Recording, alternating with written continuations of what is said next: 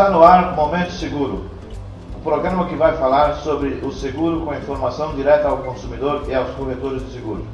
Eu estou aqui com a presença do Dilmo Batim, presidente do Clube de Vida em Grupo do Estado de São Paulo. Dilmo, conta para o telespectador o que é o CVG do Estado de São Paulo. Muito bem, Francisco. Agradeço a oportunidade de estar aqui no programa com vocês. É uma oportunidade única de estar falando diretamente com o consumidor e com a comunidade securitária por extensão. O Clube de Vida em Grupo São Paulo é uma organização de 35 anos. Aliás, fizemos aniversário recentemente, agora em maio. O objetivo do CVG é servir o mercado de seguro, promover a boa técnica de seguro e formar esse mercado de seguros. Até mais ou menos nesse momento já formamos cerca de 8 mil profissionais de seguros exatamente nesse segmento: pessoas, previdência, capitalização e saúde. O CVG é um clube e é uma escola.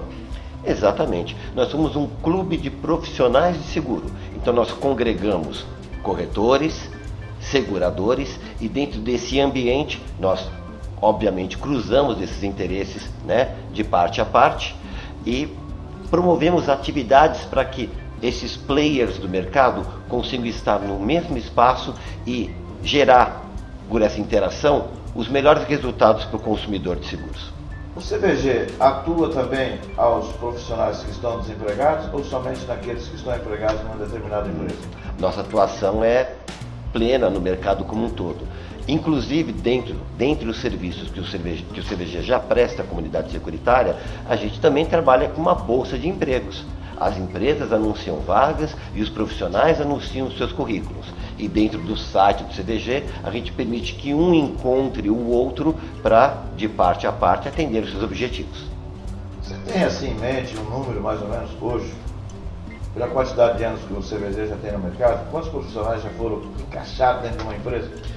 Ai, Francisco, é um número complicado. O CVG ele não gerencia o processo de captação de profissionais pela empresa, As empresas têm os seus próprios programas, elas próprias têm os seus números.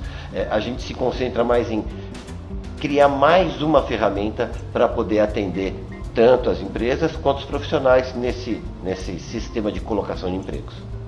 Vocês são um facilitador para os RHs. É exatamente isso. Dentro desse aspecto, é um pequeno aspecto do trabalho do CVG. É de facilitação, não de oferecimento desse serviço como forma de objetivo do clube. É mais um serviço que nós agregamos ao longo dos anos.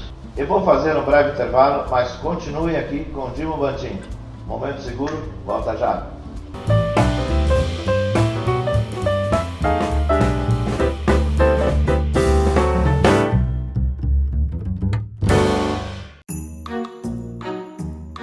Para proteger de verdade seus funcionários, faça um Tóquio Marine Vida.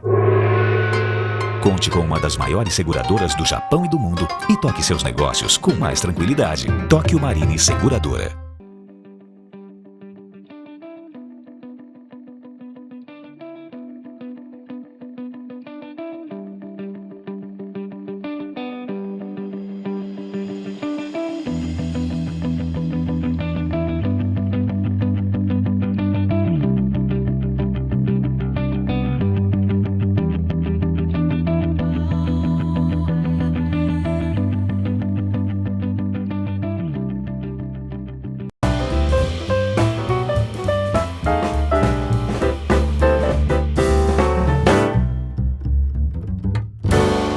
Estamos de volta com o segundo bloco do programa Momento Seguro.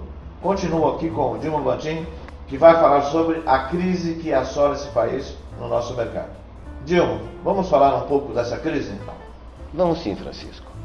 É um momento complicado do país, não é segredo para ninguém.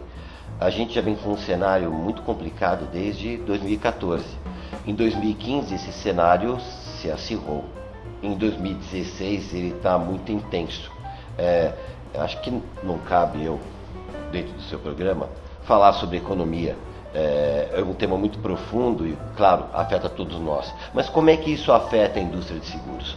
Bom, até esse momento, a indústria de seguros não sentiu um grande baque dessa crise. A gente tem uma medida interessante sobre isso. No ano passado, a economia andou para trás quase 4%. A indústria de seguros, em relação ao ano anterior, né, 2015 contra 2014, ela cresceu mais de 15%. Então, o que acontece com esse mercado que cresce apesar da crise econômica do país? As explicações não são simples, são várias explicações, mas vamos tentar encaixar a seguinte. Nós temos uma defasagem de proteção no mercado, né? As pessoas precisam de segurança. Durante aquele período em que o Brasil evoluiu mais, as pessoas consumiram mais, adquiriram mais bens, melhoraram a sua vida, atingiram um novo status social, né? A gente tem até aquela situação das camadas de base da população que passaram por um novo patamar de consumo. Essas pessoas adquiriram bens, melhoraram a sua vida, enfim, né? O Brasil melhorou a sua vida de uma forma geral naquele período. Essa melhor qualidade de vida, ela precisa ser protegida. E a indústria de seguros cresceu também na onda disso. Aquelas pessoas mantêm os seus bens e elas querem manter a segurança do seu plano de saúde, da tranquilidade das escolas para os filhos, da proteção daqueles bens adquiridos, como uma casa nova, o carro novo. Então a indústria de seguros cresceu e continua mantendo a proteção dessas pessoas. Essas pessoas continuam consumindo essa proteção. Então esse pode ser um dos fatores que explica o grande crescimento da indústria de seguros naquele ano de 2015. Nós tínhamos, antes da crise, as classes A, B, C e D que consumiam bastante seguro. Com a crise que acelerou assustadoramente, e até hoje ela assusta e vai continuar assustando por um longo período, você acredita que as classes C e D vão continuar comprando essa modalidade de seguro como compraram há 2 anos atrás? Francisco, eu gostaria de acreditar, mas eu acho que isso, em continuando do jeito que a economia está, não vai ser possível. As pessoas provavelmente vão redirecionar seu poderio, né, sua disponibilidade econômica para atender necessidades mais de base. Eu quero acreditar que o Brasil vai conseguir sair rapidamente desse momento, né, para que as pessoas não sofram mais com essa crise, que elas continuem a manter essa condição de proteção securitária que foi conquistada ao longo dos últimos anos. Seria muito ruim para a sociedade perder essa capacidade de se autoproteger, porque afinal de contas, essa capacidade também serve como motor para continuar tocando a economia para frente. O seguro devolve muito para a sociedade. Essa modalidade de seguro, Dilma, ela serve para todos os bolsos, por exemplo. Eu sei que a camada C e D está sendo massacrada, mas ainda cabe um pouquinho dentro do bolso dela, sem muita dificuldade? Eu acho que cabe sim, Francisco. Seguros de acidentes pessoais, por exemplo, e ao qual, né, todos nós estamos expostos, são extremamente baratos, muito fáceis de ser adquiridos. Por exemplo, até para um simples final de semana passeando. Um seguro de acidentes pessoais pode ser comprado para proteger a pessoa e sua família dentro de uma situação, obviamente, fora do lar, em que ela se expõe mais, uma situação desconhecida. Existem seguros bem simples exatamente para isso. O consumidor, até o momento, não tem muita cultura de comprar seguro nesse país. E o seguro de pessoas é um seguro que todo mundo pensa muito na hora de comprar. Ele está, hoje, engajado somente para o consumidor que tem um poder aquisitivo chamado nível A, nível B, nível C, nível D. Dentre esses 4 níveis, quem é o que mais compra seguro de pessoas? A sua pergunta é bem extensa, Francisco. Eu vou trocar um pouquinho por onde está o maior consumo de seguros dentre esses segmentos. Eu acho que está na classe C, Francisco, mas não por conta da aquisição direta do consumidor, por conta do consumo das empresas. Nós temos uma série de dissídios coletivos de categoria que exigem a contratação de seguro ou a substituição disso por algo equivalente que o patrão forneça diretamente. Obviamente que o seguro é uma opção muito mais barata, né, e muito mais efetiva de proteção. Então, as empresas são os grandes consumidores de seguro nesse país, tá? E especificamente para o nosso segmento, pessoas, que é aquele quarteto que eu falei para você: vida, previdência, capitalização e saúde. Dentro desse segmento, desses 4 segmentos, as empresas consomem muito seguro. Então, a classe C, que é a grande classe trabalhadora, afinal de contas, né, ela é o segmento da população com a mais extensa proteção securitária. Classe A e classe B, naturalmente, consomem o seu seguro, mas é mais numa situação de consumo direto. As pessoas físicas fazem o consumo de seguro direto. Classe C, a classe trabalhadora, e classe D e E, nós temos os seguros de AP, como eu te falei, e outros seguros agregados a consumos de produto, como, por exemplo, o seguro prestamista. E nós vamos falar no próximo momento. Não saiam daí. Momento Seguro, volta já.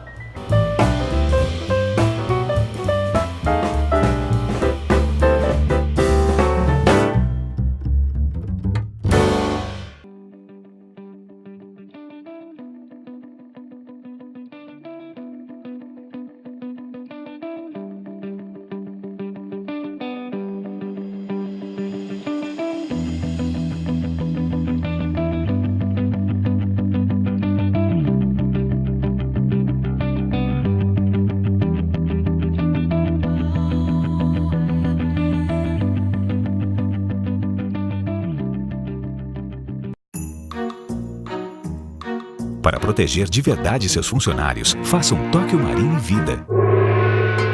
Conte com uma das maiores seguradoras do Japão e do mundo e toque seus negócios com mais tranquilidade. Tóquio Marine Seguradora.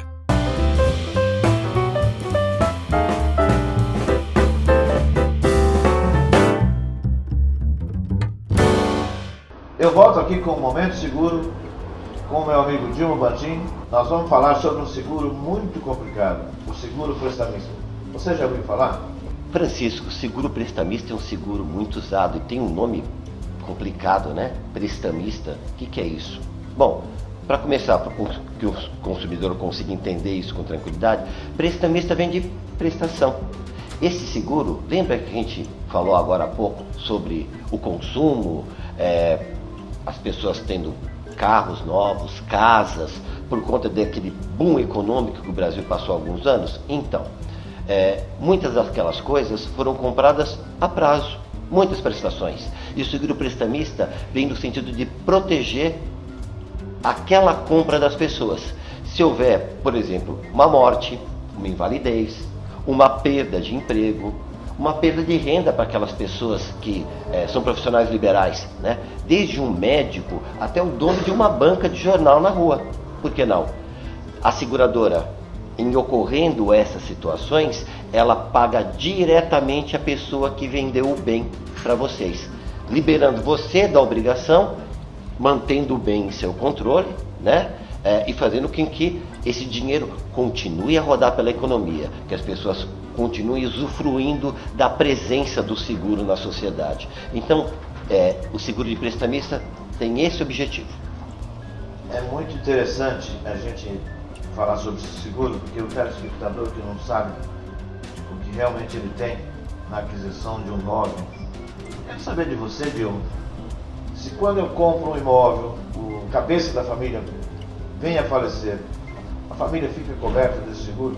Muito bem, muito pertinente essa pergunta, Francisco. Bom, a gente está falando de prestamista, tá? E entramos numa coisa que é parecida com prestamista, que é o seguro habitacional. Toda pessoa que vai adquirir um imóvel financiado, né, no banco, ela, por força de lei, tem que adquirir um seguro habitacional. Esse seguro habitacional tem duas partes. Uma parte dele a gente chama de morte e invalidez permanente. O pessoal chama de MIP, tem um apelido. Essa parte do MIP, morte e invalidez permanente, é um seguro prestamista, né?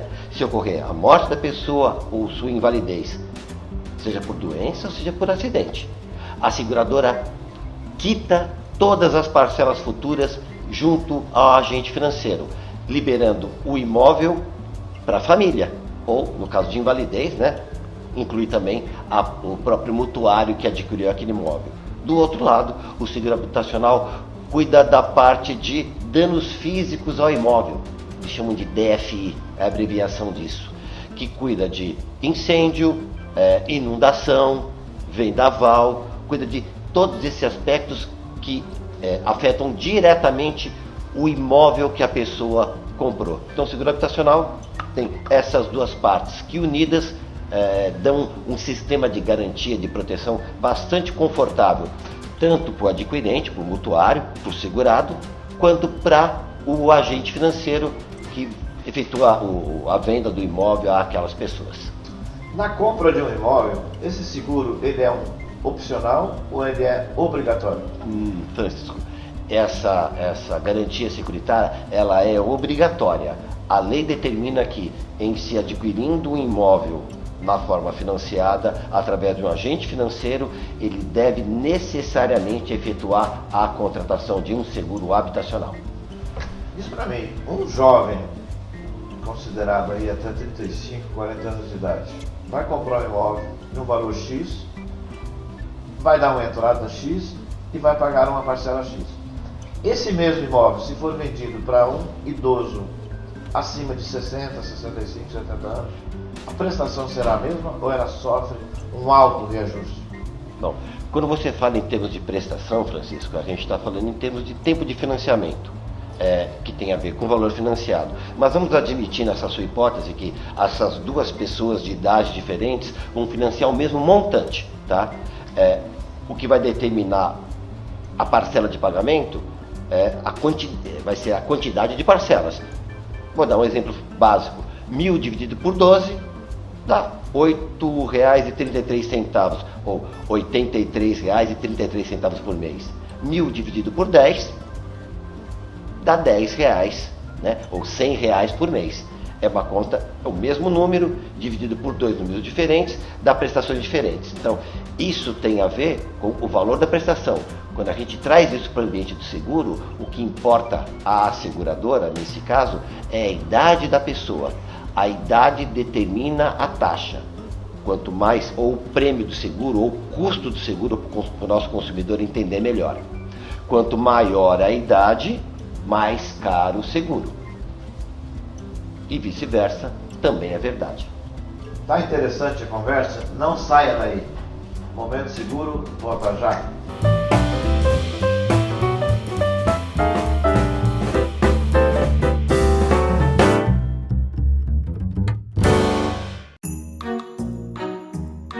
Para proteger de verdade seus funcionários, faça um Tóquio Marine Vida.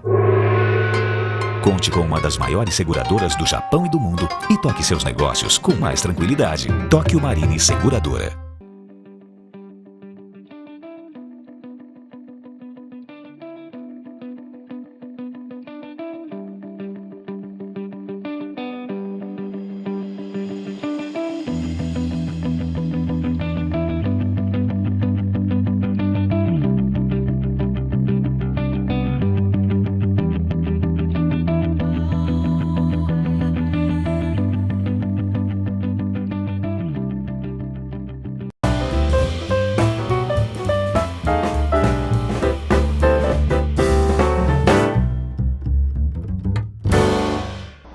Esta conversa está sendo muito instrutiva. Eu continuo aqui com meu amigo Dilma, que falará sobre aposentadoria complementar. Muito bem, Francisco. Aposentadoria complementar. Aposentadoria é o sonho de muita gente, né? Complicada a aposentadoria. Como se aposentar com essa situação que a gente tem do Estado? Bom, a resposta para isso é o seguro. Nós temos algumas coisas bem interessantes em seguro para isso.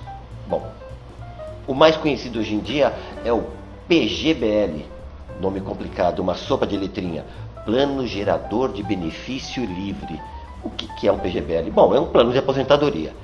Para quem que ele serve? PGBL, principalmente indicado para aquelas pessoas que trabalham com carteira assinada. Por quê? Porque a gente consegue até 12% do rendimento anual remunerado aportar no plano de PGBL. Então, do que você ia pagar, você converte isso num seguro. Não, porque previdência não é seguro. É um plano de aposentadoria, uma coisa para o seu futuro. Quanto mais tempo poupar, melhor. E quem não trabalha com carteira assinada está fora disso? Não, de jeito nenhum. Nós temos uma outra vertente que chama-se VGBL, Vida Geradora de Benefício Livre. Tá? Ele não tem aquela vantagem do PGBL. Mas, por outro lado, o imposto que incide sobre esse plano, ele só incide sobre o rendimento da aplicação. Então, uma coisa compensa a outra. Tá? Mas a gente está falando só de planos que você compra. E as empresas? Como são as empresas em relação a isso? É importante a gente reforçar. Planos de aposentadoria hoje em dia são usados como diferencial de atratividade de profissionais para a empresa. E não só de atratividade, de manutenção desses profissionais dentro da empresa. Porque os planos prevêem que quanto mais tempo você fica, mais benefícios você tem em relação àquele plano. E tem uma outra coisa muito importante nesses planos de aposentadoria das próprias empresas. A empresa também participa no aporte de valores a esse plano. Então, você paga uma parte, a empresa paga a outra. Isso maximiza o resultado do plano no tempo. É como se você tivesse um juro imediato. Imagina, para R$1 que você bota do seu bolso, a empresa coloca mais R$1. Que a aplicação paga 100% num só mês. Nenhuma, né? Então, é um grande benefício que as empresas dão. Elas naturalmente se beneficiam disso, né? Parte do imposto que elas deveriam pagar, elas carregam para esse plano de aposentadoria.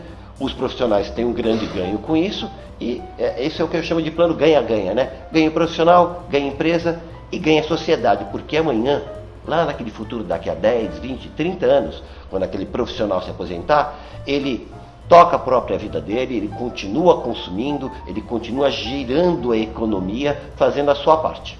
Uma criança acaba de nascer hoje, ele já pode comprar esse plano? Ah, já pode. Num PGBL, num VGBL, existem planos específicos das organizações que comercializam previdência no mercado que já estimulam os pais a aportar dinheiro para o futuro da sua criança. E não vamos falar dessas crianças como aposentadas. Vamos falar de um outro momento, quando elas acabarem a sua faculdade. Elas provavelmente gostariam, algumas delas pelo menos, de montar o seu próprio negócio. E o que é que os pais podem fazer nesse sentido? Eles podem preparar esse futuro para os filhos desde agora, com pouco dinheiro mensalmente, né? O plano vai capitalizar isso e lá com 22, 23, 24 anos, 25 anos, quando esse jovem estiver pronto para o mercado de trabalho, ele não vai estar só pronto em relação à escola, ele vai estar pronto com dinheiro para montar o seu escritório, montar o seu negócio e tocar a sua vida sozinho. Eu agradeço aqui meu amigo Diogo, que veio dar uma aula para o telespectador, saber que lá na frente o seu filho pode estar coberto no momento de uma faculdade para evitar um FIES e montar seu próprio escritório e seu próprio negócio. Muito obrigado a vocês, telespectadores. Na próxima semana estaremos de volta com o programa Momento Seguro. Para proteger de verdade seus funcionários, faça um Tóquio Marine Vida. Conte com uma das maiores seguradoras do Japão e do mundo e toque seus negócios com mais tranquilidade. Tóquio Marine Seguradora.